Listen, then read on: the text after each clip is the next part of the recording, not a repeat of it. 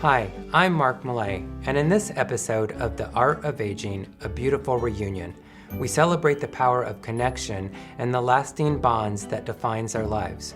We'll meet Lucille Wolf, a remarkable Montgomery Place resident whose story of hope, courage, and family reminds us that love can endure even the darkest of times. That's straight ahead on The Art of Aging.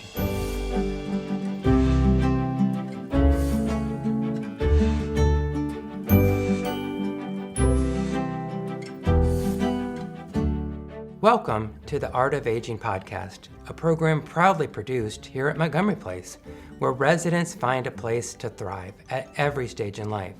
Located in Chicago's Hyde Park, Montgomery Place is more than a place to live. It's a vibrant community, overlooking Lake Michigan, where independence, learning, and connection are part of daily life. Each episode, we share stories that capture what it means to age with purpose, grace, and curiosity. Today's episode, A Beautiful Reunion, is brought to you by our friends at OMTS, Trinity Rehab, Whiffley, and Unidyne, all valued partners here at Montgomery Place. Today we welcome Lucille Wolf, a remarkable woman whose story is one of courage, resilience, and the unbreakable bond of family. As a child, Lucille and her sister were tragically separated during World War II. Despite unimaginable hardship, Lucille's journey, ultimately one of hope and reunion, a story that reminds us of the strength of the human spirit and the joy that comes when families are finally reunited. I'm deeply honored to welcome Lucille today. Her story of resilience, love, and faith in humanity comes to inspire all who hear it. Let's begin our conversation. The Art of Aging, A Beautiful Reunion is presented by OMTS, Trinity Rehab, Whiffley, and Unidyne, in partnership with Montgomery Place. Well, welcome to this episode of The Art of Aging, and I have the privilege and honor of meeting with Lucille Wolf today. So, Lucille, thank you so much for taking time out of your day to come and join me. I enjoy it. So, you have just an incredible, amazing story of your life and your accomplishments. And I wanted just to share with our audience, a little bit today of just your story. And so let's start at the beginning. What is the earliest childhood memory that you can remember? That would be tough to research, I would think. But of course, looking forward to the birth of a baby sister was, I was flabbergasted that I was going to have a baby sister, and I was looking forward to it, and she was all I looked forward to, and it was wonderful. And where did you grow up, Lucille? In Breslau, Germany.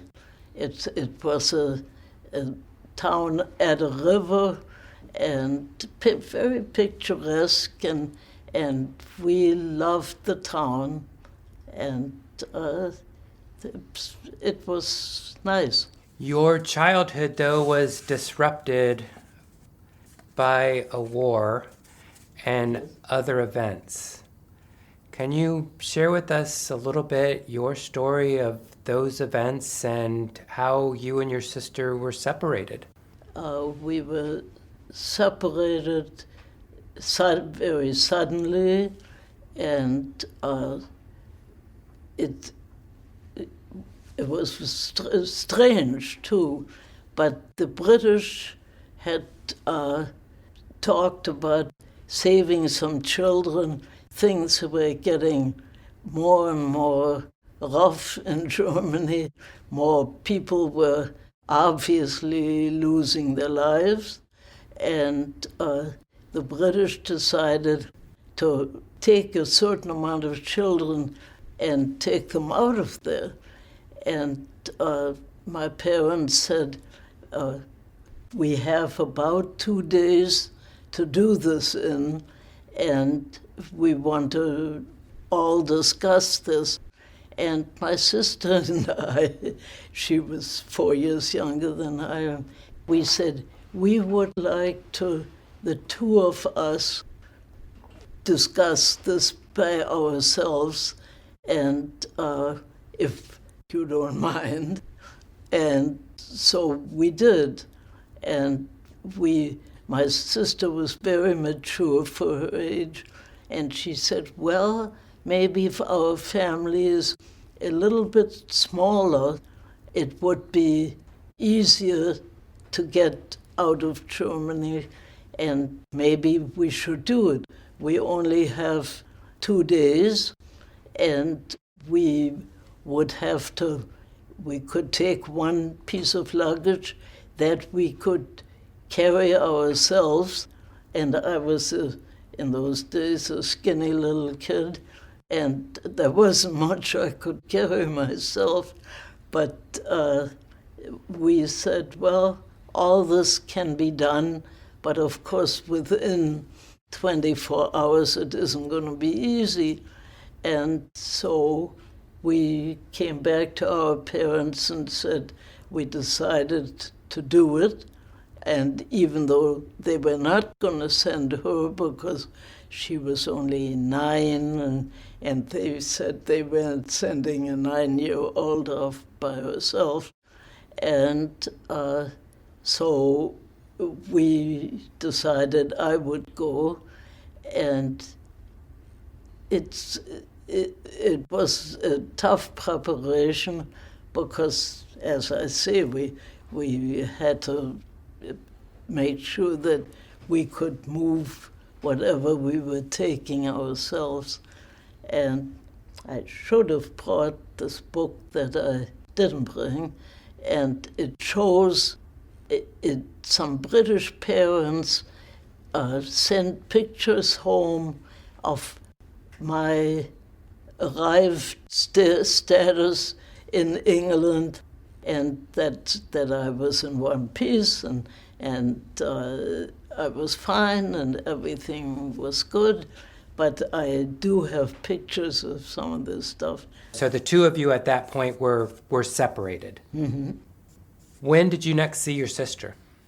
Well, a couple of years later, when you made an application to America, you were given a number, and their number was fairly high, but not terrible. Then my dad's number came up, and so they were getting ready to go to the United States, and they went to Rochester, New York, where my oldest sister lived, and my mother's brother also lived in Rochester, New York. So were you able to come with your father when his number came up, or were you still in Berlin and still separated from your sister at that point? In England? Yes. No, I was still in England. Okay. Yeah, because England took these kids, that had been on that children's transport. So I was still there, but we got reunited fairly fast. How was that? What was that reunion like? Well, my older sister living in Rochester and I living in Chicago. There wasn't, space business wasn't a big problem. I would take the train from Chicago to Rochester, and then we would all get reunited. It was worked out pretty well. What was that feeling like, leaving Germany and knowing that you were going to be Well, safe? it was weird because I was a teenager. My thought was, there is no such word as seasickness. That's in people's heads. Ain't no such thing. Well, I found out it was December, and the channel was rough, and I found out real fast that there was definitely such a thing as seasickness. I was sick as a dog, and by the time we came to England, we were all sick. And a very weird thing happened years later. There was a synagogue in Park Forest that was moving to Homewood, where we lived, and they were merging these two temples, and we were carrying the Torahs from Park Forest to Homewood, to where this temple that I belonged to was. And there was a young man, and we were carrying these Torahs, and somehow he said, I shouldn't be here today. And I said, what do you mean you shouldn't be here? And he said, well, I was supposed to be at a meeting for escaped Jews, and I was supposed to be at this meeting, and here I am carrying Torahs between two villages. Then we found out how we got to the United States, and he said, you came on a children's transport? And I said, yeah. And he said, which one? And I said, the first. And he said, I did too. And I was 9 years old.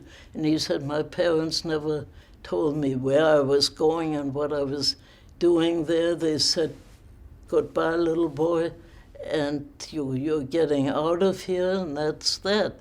And that happens to be the guy I'm walking from Park Forest to Homewood with. He said, somewhere our path had crossed already a few times. Sure. And they're still crossing when we eat dinner together here at Montgomery Place. Today, in the dining room. You still meet together? Oh, yeah. In the dining room? Yeah. Yes. We do.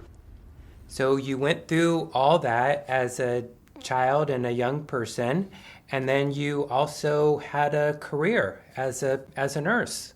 Yes, I always wanted to be a nurse, and the Women's Board of Michael Reese had a scholarship out, for stuff just like this.